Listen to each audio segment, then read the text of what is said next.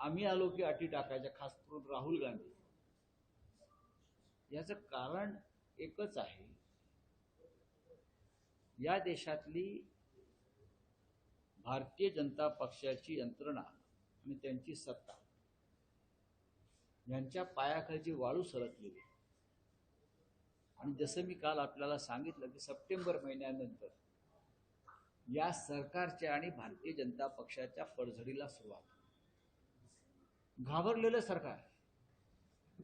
मोदी आणि शहांचे चेहरे बघा तो, चेहरे बघा दोघांचे, काळे ठिक्कर पडलेले चेहरे आहेत त्यांचे. हे घाबरलेले आहेत राहुल गांधींना. काल सुद्धा राहुल गांधींनी संसद मार्ग पोलीस स्टेशनला जाऊन जो ठिया मांडला आणि पॅलेट गन्स चालवणाऱ्या अज्ञात व्यक्तीविरुद्ध गुन्हा दाखल करायला लावला, FIR दाखल करायला लावला आणि सरकार झुकलं.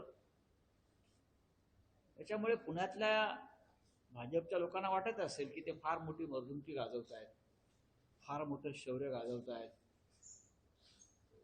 पोलिसांच्या मदतीने गुंडगिरी करू इच्छितात. ही त्यांना लागलेली अखेरची घरघर. ही गुंडगिरी भविष्यामध्ये मोडून काढली जाईल, हे मी तुम्हाला आता सांगतो.